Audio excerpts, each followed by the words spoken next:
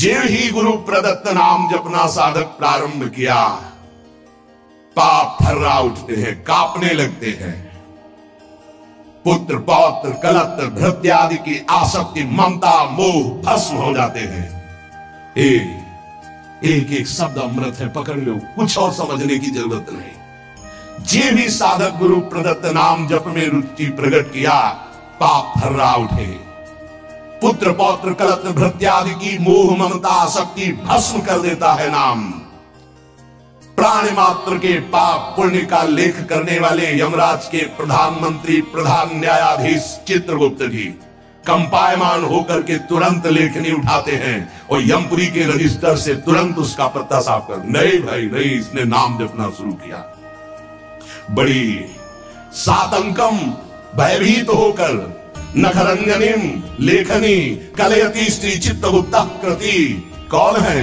यमराज के यमपुरी के प्रधान न्यायाधीश, और यही बैठे रहते, फटाफट लिखते रहते, जो आप सोचा, जो आप किया, हर कर्म। एक सेकंड का भी चूक नहीं होगी, किसी गवाही की जरूरत नहीं। बोले जे ही नाम गुरुदेव प्रदत्त आप जपना प्रारंभ किए, पाप भयभीत होकर भस्म हुए, पारिवारिक शारीरिक मोह ममता आसक्ति नाम भस्म किए और चित्रगुप्त कंपायमान हुए। सात अंकम नाम के भय से भयभीत होकर लेखनी उठाई और रजिस्टर से नाम काट दिया कि अगर हमारे रजिस्टर में लिखा रहा तो हरि का मैं अपराधी हो जाऊंगा, क्योंकि इसने नाम जपना शुरू कर दिया। ये अभी नाम जापक कोई सिद्ध नहीं हुआ है, अभी नाम जपना प्रारंभ किया है। श्री नाम महात्म के विशिष्ट ज्ञाता भगवान ब्रह्मा जी मधुपर्क लेकर के उसके चरणों में वहां अर्पित करते हैं, ब्रह्मलोक से उसके चरणों की दिशा में। क्यों? ये हमारे ब्रह्मांड को भेद करके हरि का लाडला बन करके धाम जाने वाला है, क्योंकि नाम जपना प्रारंभ कर दिया।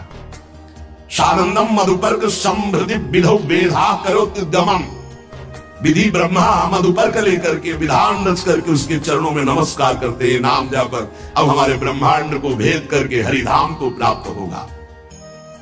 अतएव इस नाम की महिमा सुनने के बाद यदि नाम में प्रीति नहीं हो तो पक्का दुर्भाग्य बहुत जोर का है। सदा सर्वत्रास्ते ननु विमलमाद्यम तव पदम तथापेकम स्तोकम नहीं भवतरो पत्रम अभिनत क्षणम जिह्वाग्रस्थम तव तु भगवन्नाम निखिलम समूलम संसारम कृसति कतरत सेव्य मनयो। यद्यपि नाम बहुत पवित्र महामहिम है, निष्कल है, निष्कारण है, ब्रह्म स्वरूप है, तथापि महामहिम करुणामय है, इसलिए घोर पापी की भी दिव्या नाम को ले सकती है। पर वही नामी सर्वत्र विराजमान है, किसी के भी दुख नहीं मिटा रहा।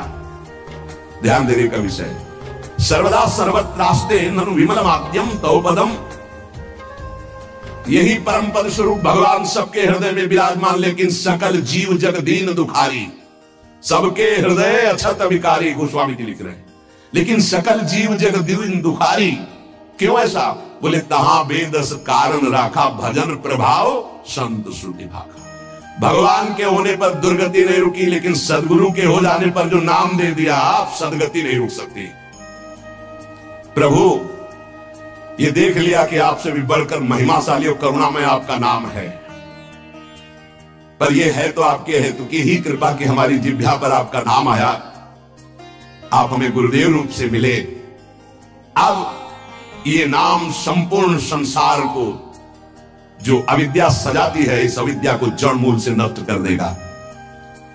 अतः प्रभु हमने निर्णय किया है, महर्षियों ने निर्णय किया है कि आपसे बढ़कर के आपकी महिमा, आपका गुण, आपका प्रेम समुद्र जो स्वरूप है, उससे भी बढ़कर के नाम है। क्योंकि आपके होते हुए दुर्गति नहीं रुकी, लेकिन जब नाम हमारी जिह्वा पे आ गया तो सब बात बन गई।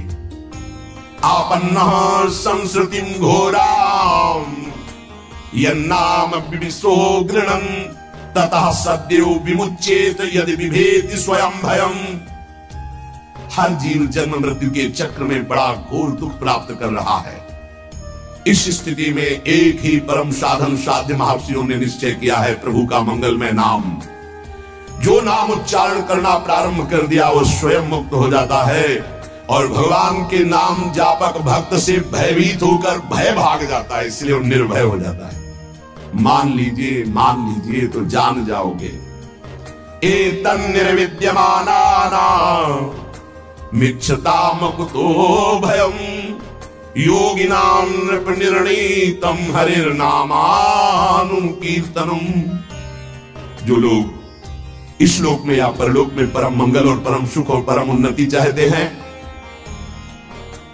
जो संसार के दुख को मिटाकर महासुख में निमग्न होना चाहते हैं, जो निर्भय मोक्ष पद चाहते हैं, या योग संपन्न सिद्धियां चाहते हैं, या शास्त्रों का परम ज्ञान चाहते हैं, जो भी चाहते हैं वो नाम जपना प्रारंभ कर दे, सब कुछ प्राप्त हो जाएगा। जिसने नाम स्वीकार कर लिया सब कुछ जागृत हो जाएगा। नैवं विधा पुरुषकार उरुक्रमस्य पुंसां तदंगी रजसा जित सद्गुणानां चित्रं विदूर विगतः सकृदा ददीत यन्नामधेय मधुना सजहाति बंधुं। जिन्होंने नाम जब प्रारंभ किया, भगवान के चरणों का नाम का प्रताप उदय हुआ, वो शरीर के सारे विकारों पर विजय प्राप्त कर लेते हैं। बातों से नहीं, नाम जप से, बातों से नहीं। भूख प्यास शोक मोह जरा मृत्यु ये क्षय सबको अधीन किए। काम क्रोध लोभ मोह मद मत्सर ये क्षय सबका क्षय किए हुए हैं, नाश कर रहे हैं। मन पांच ज्ञानेंद्रिया ये क्षय, काम क्रोध आदि क्षय, भूख प्यास शोक मोह जरा मृत्यु ये क्षय, इन सब पर विजय प्राप्त कर लेता है नाम जापक। पांच ज्ञानेंद्रियां कब्जे में, मन उसके कब्जे में, भूख प्यास शोक मोह जरा मृत्यु कोई भय नहीं उसको। काम क्रोध लोभ मोह मद मत्सर इन पर विजय किससे? नाम से, नाम से, भजन से। बारी मथे घृत होए बरु सिकताते बरु तेल बिनु हरि भजन न भवतरी या सिद्धांत पेल। अन्य कोई पुरुषार्थ नहीं, सबसे बड़ा पुरुषार्थ तुम्हारे नाम जिह्वा पर चलने लगे। चाहे संसार से बहिष्कृत एकदम नीच घोर पापी हो, यदि वो प्रभु का नाम जपना प्रारंभ कर दे तो जगत पूज्य हो जाएगा। अहो वत्स पचतो गरी आंगे जिह्वाग्रे वर्तते नाम तुभ्यम ते पुस्तपस्ते जो सस्नुरार्या ब्रह्मा नोचुर नाम गृणंति एते। वो चांडाल भी सर्वश्रेष्ठ जगत पूज्य हो जाता है जिसकी जिह्वा के अग्रभाग पर भगवान का नाम विराजमान है। उसने तपस्या कर ली, यज्ञ कर लिया, तीर्थ स्नान कर लिया, सदाचार का पालन कर लिया, सब वेदों के अध्ययन का फल प्राप्त कर लिया, जिसने नाम जपना प्रारंभ कर दिया। इसलिए बड़े बड़े ब्रह्मवादी ऋषियों का, शास्त्रों का, भक्तों का, सबका एक साथ मत है कि निरंतर नाम जप ही सर्वश्रेष्ठ साधन और साध्य है। ये बहुत बड़े महापुरुष हुए हैं, स्वामी श्री कृष्णानंद अवधूत जी, इनकी महिमा पीछे गंगा किनारे सुनने को मिली। बहुत उच्च कोटि के महापुरुष ये कह रहे हैं कि नाम जप करने वाले और कीर्तन करने वाले की सावधानियों का मैं वर्णन करता हूं। यदि सावधान रहे तो ऐसे नाम प्रकाशित होगा जिसकी महिमा आप सुन रहे हैं।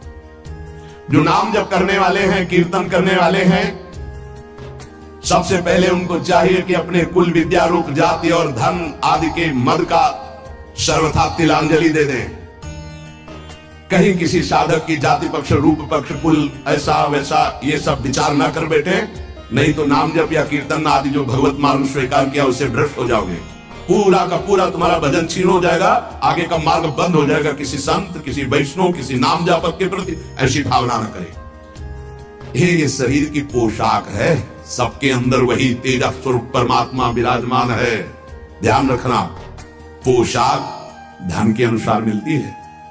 बढ़िया का पैसा है तो बढ़िया कपड़ा पहन लिए, ऐसे ही तपस्या और पुण्य के अनुसार पोशाक मिली। तो पोशाक तो नष्ट होने वाली, लेकिन पहनने वाला तो निर्विकार चिदानंद है। उपासक पहनने वाले को देखता है, पोशाक संसारी आदमी देखता है।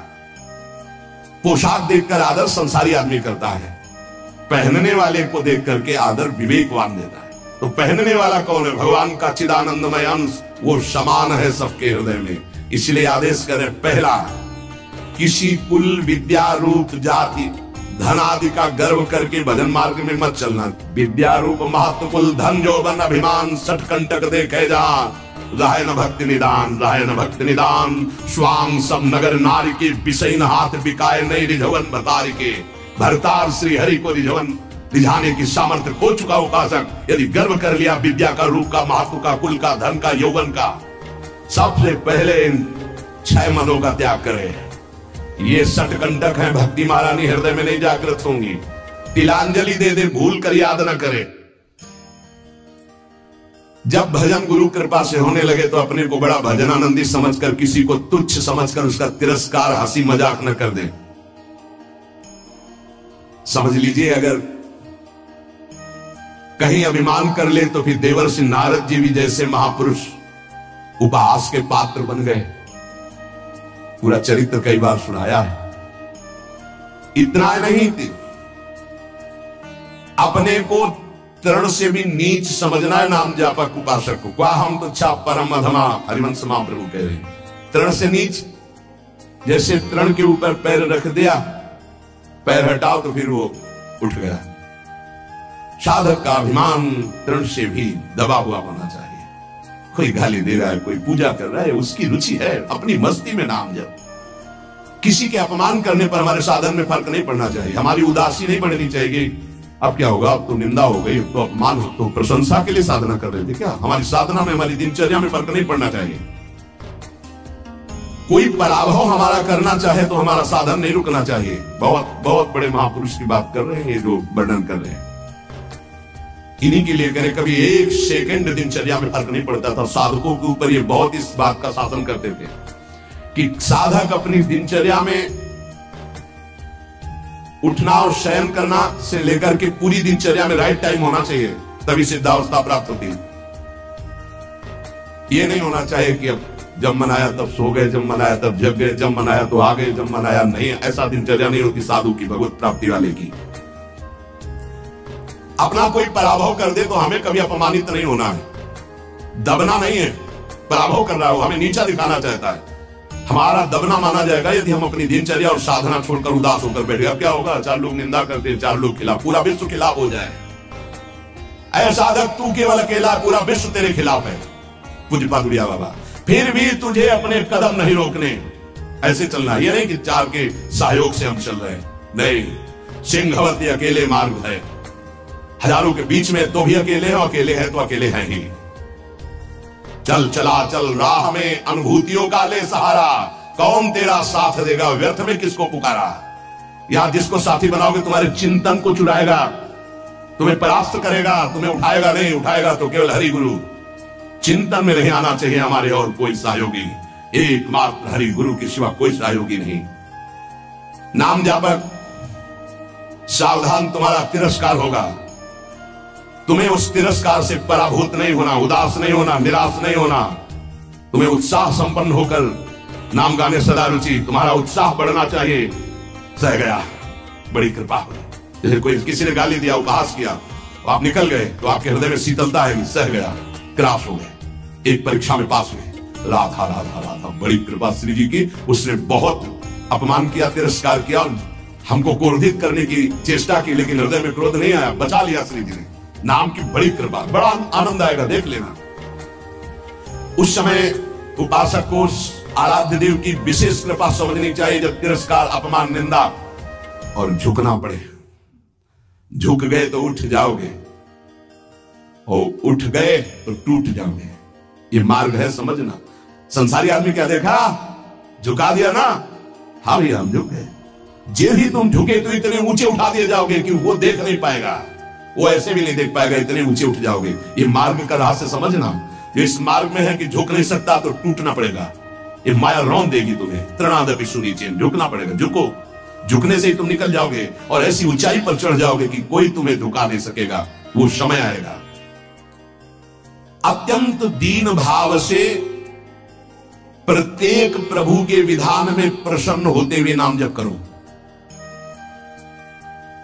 नाम जापक को बहुत सहनशील होना पड़ेगा।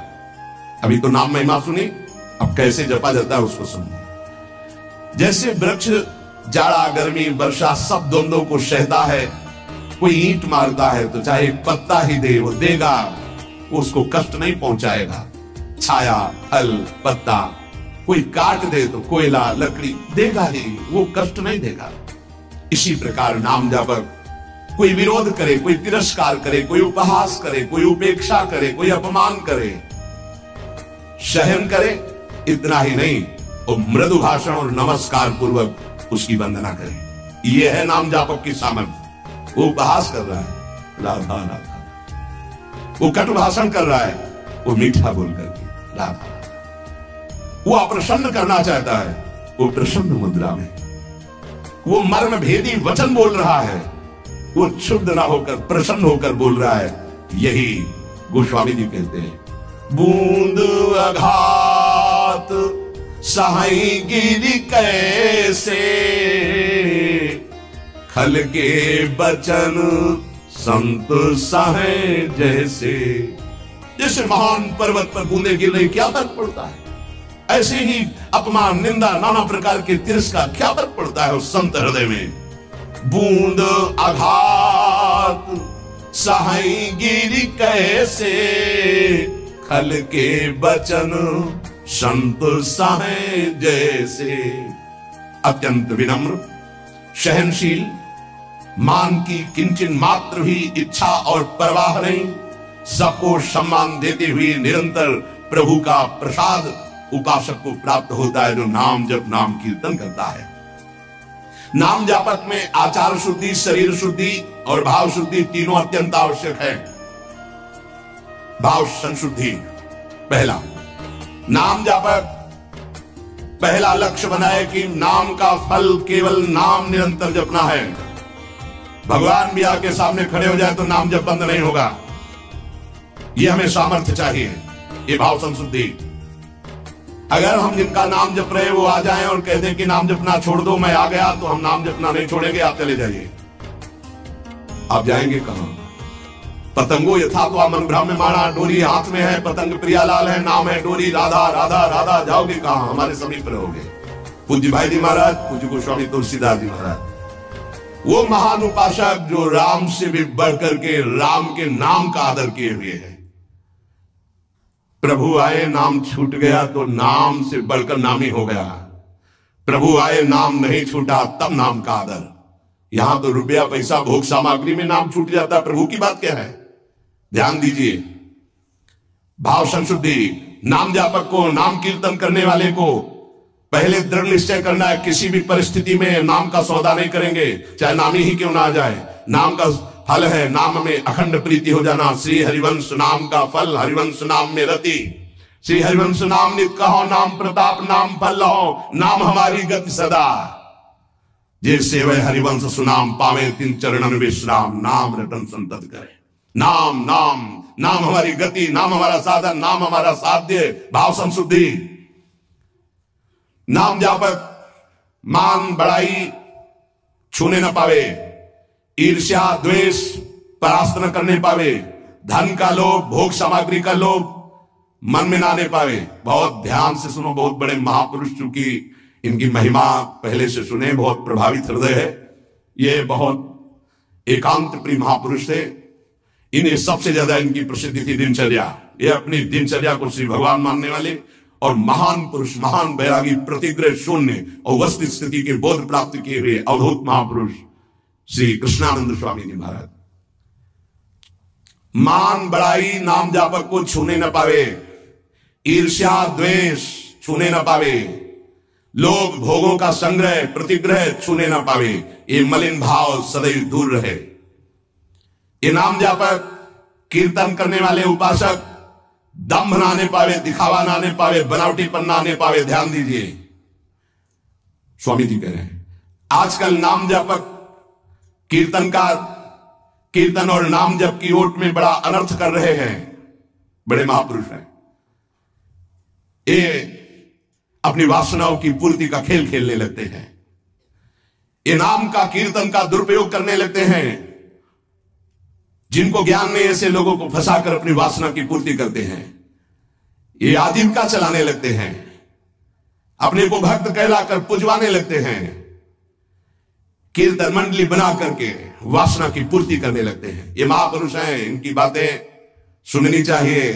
हृदय से दंभ पाखंड रोग नष्ट हो जाएगा। कीर्तनकार, नाम जापक इस विरुद्ध आचरण को कभी छूने न दे अपने जीवन में, चरित्र में। मलिन भाव को दूर से ही रखे तो भाव संशुद्धि होती है। जिसका भाव शुद्ध हो जाता है, नाम जप और नाम कीर्तन में उसके सामने प्रभु दिखाई देते हैं। पक्का पक्का, इसमें कोई संशय नहीं। नाम जप का अगला फल है नामी की हर समय सानिध्य का अनुभव होना, उनके रूप का साक्षात्कार होना। केवल प्रभु को रिझाने के लिए हम कीर्तन करते हैं, नाम जप करते हैं, कोई और सुन ले उसके भाग्य, हम किसी और को सुनाने के लिए नहीं। पवित्र नामों का कीर्तन, पवित्र नाम का जप, अंतर और बाहर की पवित्रता, आनंद के लिए, भाव संशुद्धि, आचार संशुद्धि। नाम जापक जिनके आचरण गंदे हैं और कहते हैं मैं नाम जप करता हूं, नाम कीर्तन करता हूं, ऐसे लोगों से बहुत दूरी बनाकर रखनी चाहिए। पूज्य महाराज जी कह रहे हैं ये नाम का जप या नाम का कीर्तन का लाभ नहीं ले पाएंगे। जो लोग अपनी शास्त्रीय मर्यादा का त्याग करके पाश्चात्य सभ्यता का अनुकरण करते हैं और अपने को नाम कीर्तन या नाम जापक कहते हैं, भक्षाभक्ष का विचार नहीं, जितेंद्रियता नहीं, पवित्रता नहीं, इनको कभी नाम सफल नहीं हो पाएगा। यद्यपि ये भी नाम प्रीति से जपे तो उठ जाएंगे, पर ये नाम में दम्भ करते हैं, पाखंड करते हैं, वासनाओं की पूर्ति का खेल खेलते हैं। अब जो कह रहे हैं बहुत समझने की बात है। हमारे शब्दों पर ध्यान दिया जाए। जो होटलों में जिनके विचार, जिनके आचरण अपवित्र है, ऐसे लोगों के द्वारा बने हुए भोजन को पाते हैं। जो अपवित्र बिस्कुट, डबल रोटी, बन, देखना महापुरुष जनों के वचन है। जो अपवित्र विचार, अपवित्र चरित्र, अपवित्रता का अपने जीवन में संचरण किए होटलों में बना रहे हैं, उनके हाथ का बना हुआ जो भोजन पाते हैं। जो अपवित्र बिस्कुट, डबल रोटी, बन, वो जो मोटा मोटा आता है, आओ नहीं आता है, वो इतना बड़ा मोटा होता है, उसमें लाल लाल ऐसे लगे होते हैं, बढ़िया तो सुधार समरसी तुम जिह्वास तुम्हें विवला नहीं हो पाएगा। यहां मना कर रहे बंद, तो बंद हो गया, बंद हो गया। सत्संग जो है सुनोगे तो रोज चाटा लगेगा। और सच्ची कह रहे अगर इसके अनुसार चल लोगे तो भजन बढ़िया बनने लगा। सात्विक भाव से ही भजन होता है। कम से कम अपने घर में जो रोटी बनाई जा रही है, रोटी बन रही, श्री जी को भोग लग रहा, सात्विक तो है। कब बना, कैसे लोगों के द्वारा बना, क्या विचारधारा से बना, कितने दिन से वो बना रखा है। अगर शाम की रोटी सुबह दी जाए ना तो अभी हो जाएगा कि हम नहीं खाएंगे, बासी है। और 10 दिन महीना भर का बनाओ, बंद क्या कहते हैं, नहीं 10-15 दिन की तो होती होगी, 5-6 दिन 10 दिन की वो डबल रोटी होती। अब हमें तो ज्यादा कुछ पता नहीं, लेकिन होती होगी क्योंकि दुकानों में बिकती है। अब ऐसा तो नहीं कि ताजी फैक्ट्री से निकल तुम्हारे सामने आ गई थाल में, ऐसा तो नहीं। उनमें तुम बासी नहीं देखते हो, उनमें तारीख भले देखते होगे कि एक्सपायर हो गई कि नहीं है। अगर शाम की एक्सपायर हो गई तो भी चल जाएगी क्योंकि कल की तक देखो आप मना कर रहे हैं। अगर मान लो तो मान लो, नहीं सुबह नाश्ता बिस्कुटे से करने का मन होगा और आप मना कर रहे हैं। अपने घर की एक रोटी बना लो, हल्का सा नमक लगा के फिर पालो तो कैसा रहेगा। उसके साथ आप नाश्ता कर लो, एक रोटी बना लो। ये डबल रोटी की क्या जरूरत है, डबल बुद्धि हो जाएगी, डबल रोटी में बुद्धि डबल हो जाएगी। बन नाम जप में मन नहीं लगेगा। हाँ, माला हाथ में बार बार ऐसे ऐसे करोगे, चर्बी बढ़ जाएगी। भजन के लिए भाई मना कर रहे हैं स्वामी जी। होटलों का भोजन बिस्कुट, डबल रोटी, बन, प्याज लहसुन से बना हुआ भोजन, फिर आगे तो बहुत ही निषिद्ध है जो अंडा मांस मदिरा आदि का सेवन करते हैं। ये जो लोग ऐसा भोजन करते हैं व्यर्थ में अपने को भजनानंदी और प्रभु प्रेमी बताते हैं। प्रभु प्रेमी कहकर अपने स्वधर्म का अपमान मत करो, अपने धर्म का तिरस्कार मत करो। ऐसा भोजन पाने वाला कभी भजनानंदी नहीं हो सकता। ये महापुरुषों के वचन है। कैसे चित्त शुद्ध हो सकता है? नियमानुकूल जिसने स्नान नहीं किया है, जिसके वस्त्र पवित्र नहीं, उसके हाथ का बनाया हुआ भोजन पा रहे हो होटल में, तुम्हारा चित्त शुद्ध हो जाएगा। सात्विक आहार का सेवन करने वाला ही, सात्विक वृत्ति वाला ही आगे भजन में बढ़ता है। जो राजसिक तामसिक भाव वाले पुरुषों के द्वारा बना बनाया भोजन स्पर्श कर लिया जाए तो उसमें रजोगुण तमोगुण आ जाता है। फिर जिनको पवित्रता का ज्ञान नहीं, होटल में खड़े हैं, वो नहाए हैं कि नहीं नहाए, वस्त्र कैसे हैं, उनका विचार कैसा है, वो शौचालय जाके कितनी पवित्रता करते हैं, और दाल रोटी बना करके वो दे रहे हैं, आप उसी कुर्सी में वही मांसाहारी पा गया है, वही तुम पा रहे हो, वही मांस बनाया, वही तुम्हारा भोजन बना है, दाल रोटी फ्राई। अब उसके बाद जो तुम्हारे दिमाग की फ्राई होगी उसको कौन बचाएगा? रजोगुण तमोगुण जो तुम्हारे अंदर छाएगा। इसीलिए भजन की सिद्धि कहां जागृत हो रही? दम जरूर जागृत हो जाएगा, नाटक जरूर कर लोगे, लेकिन वास्तविक स्थिति थोड़ी आएगी। भगवत भजन के लिए तामसिक मलिन अपवित्र पदार्थ का सेवन दूर से ही त्याग दें। कई बार हमने प्रार्थना की कि प्याज लहसुन में कोई दोष नहीं, जहां आलू प्रकट होती है वहीं वो प्रकट होता है, उससे तमोगुण की वृत्ति बढ़ती, इसलिए हमारे संतों ने रोक दिया है। वो कोई हिंसा नहीं है, किसी जीव की तो हिंसा नहीं है। जैसे हमारे लिए आलू है, शकरकंद है, मूली है, इनके लिए खाने का आदेश है। कहीं कहीं गाजर निषेध, कहीं कहीं गाजर लेते भी हैं। अब ये जो प्याज लहसुन है केवल तमोगुण के कारण निषेध, तमोगुण आ जाने पर निदादर्श प्रमादोत्थम वो भजन में नहीं लग पाए, तो भजन विरोधी वृत्ति का हम त्याग करते हैं, इसलिए उस तमोगुण भोजन का त्याग करते हैं। उपासक को भोजन पर विशेष सावधानी। एक काहे को ये सब 20-30 मिनट का खेल है, भूख लगी और ये 2 अंगुल की जबान में केवल वो मिनट भर वो जो घुमाया, बस उसी का स्वाद है। गले के नीचे गया और फिर तुरंत उगल दे, तो देखने लायक नहीं। बढ़िया जूस पियो, अंगूर अनार और मौसमी और सेव का, 2-4 घंटे में बदबूदार लोग शंका बना के फेंक दिया। ये मशीन ऐसी गंदी है, केवल भजन बन जाए इसलिए। ये जो चाट चटोरापन है ना, कैसे भजन होगा भाई बताओ? स्वाद तो तुम ले रहे हो गोलगप्पा का, पानी पूरी कहते हैं क्या उसमें? वो जब हाथ से घोर रहा था तो सैनिटाइजर लगा थोड़ी धोया था कि उसको पवित्र किया। क्या क्या कैसे कैसे वो पदार्थ बने, कैसे वो सामग्री बनी। तुम नाम जापक हो, भगवत प्राप्ति करना चाहते हो, दुकानों की बनी बनाई चीजें तुम खाकर भजन करना चाहते हो। चाहे कोई कितना परिपक्व अवस्था को प्राप्त हो, अशुद्ध भोजन होने पर भजन खींचना पड़ता है, और शुद्ध भजन होने पर भजन ईश्वरी से होता है। इसलिए वो अनुभव करके, सिद्ध पुरुष ही अनुभव करके लिखते हैं, साधकों के अनुभव थोड़ी होते हैं, सिद्धों के अनुभव है।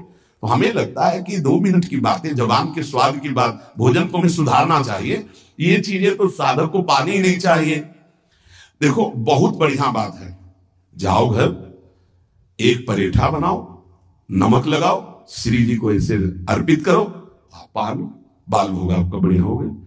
बढ़िया रोटी बना लो, दाल बना लो, सब्जी बना लो, प्रभु को भोग लगाओ, तो उदर पोषण, सात्विक वृत्ति, भजनानंदी आपका स्वभाव बने। हम भजन करने वालों के लिए कह रहे कि प्रायः जितना सावधान रहोगे भोजन में उतना अच्छा रहेगा। भगवत भजन के लिए आपके शरीर और वस्त्र दोनों शुद्ध होने चाहिए। पवित्रता का निर्वाह करना ही होता है। आजकल तो बाथरूम के उतने वस्त्र धारण करो, शौच में जितने, या तो एक ऊनी हो तो वो चल जाएगा, वो वहीं रखा रहता है, उसको धारण किया, शौचालय में गए, उसको उतार के रख दिया, पवित्र हुए, फिर वस्त्र धारण किए। अगर सूती वस्त्र आप पहन करके जाते हैं और वो कमर के निचले, तो वो धोना पड़ेगा आपको। जैसे बार बार जाना हो तो उनको ऊपर समेट लिया, क्लिप लगा ली, पवित्रता का व्यवहार करें। अगर आपका शरीर अपवित्र, आपके वस्त्र अपवित्र, आपका भोजन अपवित्र, तो परम पवित्र पुण्य श्लोक भगवान का नाम जप करो, भगवान का नाम कीर्तन कर पाओगे, तभी भाव नहीं आएगा। कीर्तनकार या नाम जापक भोजन और शरीर और वस्त्र, इनकी पवित्रता पर ध्यान दे।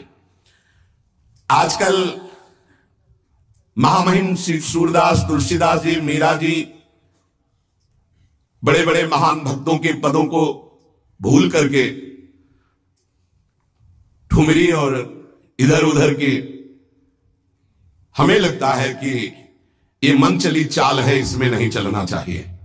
महापुरुषों के वचन, क्या सूरदास जी, तुलसीदास जी, मीरा जी, कबीर साहब, दादू जी, नरसिंह स्वामी, हरदास जी, हरिवंश महाप्रभु, तुकाराम, नंददास, नारायण स्वामी, ललित किशोरी, इन महापुरुषों के पदों को गा करके तुम्हारे भाव नहीं बन सकते क्या? ये लौकिक आधुनिक शब्दावली जोड़ने वाले पद गाने की जरूरत नहीं है। वाणी परम पवित्र होती है आचार्यों के पद गायन करने से, क्योंकि आचार्य उस भाव को देख रहे हैं, उस महिमा को देख रहे हैं, तब पद लिख रहे हैं। महापुरुषों की वाणी के सिवा तुम्हारे कीर्तन में कोई भी अन्य जो शब्दावली जोड़ी गई है आधुनिकता की, वो न गाई जाए। रोमांच, सात्विक, अश्रुधारा ये आचार्यों की वाणी से प्रकाशित होती है। आचार्यों के वाक्य ही कीर्तन में उच्चारण करने चाहिए, तभी सच्चा कीर्तनकार को आनंद मिलता है। और हे भाई, बार बार प्रार्थना करता हूं कि मनुष्य जीवन का कोई भरोसा नहीं, प्रत्येक श्वास खतरे में है। कौन सी श्वास आखिरी है ये पता नहीं। इस श्वास का सदुपयोग कर लो। एक भी श्वास नाम के सिवा बीतनी नहीं चाहिए खाली। सांस सांस पर कृष्ण भज, वृथा सांस मत खोए, ना जाने या श्वास को आवन होए न होए। एक एक श्वास में नाम जपते रहो। श्रवण किया, नाम जप से सब कुछ प्राप्त हो जाएगा। नाम जप में रुचि बढ़ाने के लिए भोजन पवित्र रखो, शरीर पवित्र रखो, वाणी पवित्र रखो। जो वाणी से अश्लील शब्द बोलेंगे, नाम भगवान कैसे वाणी में चलेंगे, कैसे जिह्वा में चलेंगे। इसलिए सावधान होकर जीवन की एक एक श्वास को सार्थक करो। जैसे मछली जल के बिना एक क्षण तो जीवित रह ही सकती है, पर मैं नहीं रह सकता। लंपट लो निमेश अंतरते, अलप कलप शतसात। पलक निमेश की अंतराय को 700 कल्पों के वियोग दुख का अनुभव श्री लालजू महाराज को होता है। जाने दे इतनी एरीश हो। प्रमाण हरिदासी जी हमारे साथ हैं।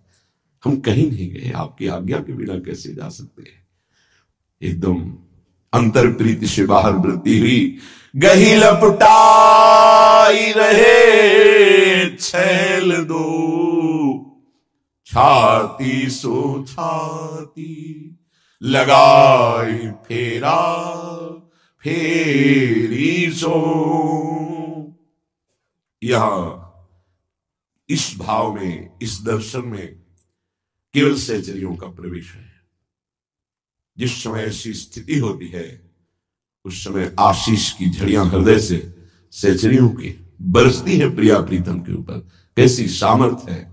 समस्त सुखों के समुद्र श्री लालजू, ऐसे सुख समुद्र की सार श्री लाडलीजू, ऐसे सुख समुद्रों को भी अपने आशीष से सुख प्रदान करने की सामर्थ सहचरियों में है।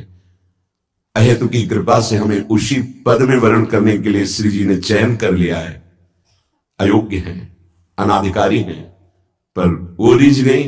अब इसमें प्रश्न नहीं उठता। उन्होंने हमें आकर्षित करके वृंदावन धाम बुलाया। उन्होंने हम सबको अपनी महिमा सुनाई। उन्होंने ही हमारे मन को अपनी तरफ आकर्षित किया। अन्यथा प्यारूढ़ क्षमते न यच्छु शुकादि नाम तू यध्यानगम। यहां गही लपटाए रहे छैल दो, यहां संभाव्य विरंचि नारद शिव स्वयं भुआ देख गया। इन बड़े बड़े महापुरुषों के लिए भी ये अगम्य रस वृंदावन धाम का है। श्रीपाद प्रबोधानंद जी महाराज कह रहे, श्री वृंदावन कुंज भूषण सदा, वृंदावनाविष्टधी,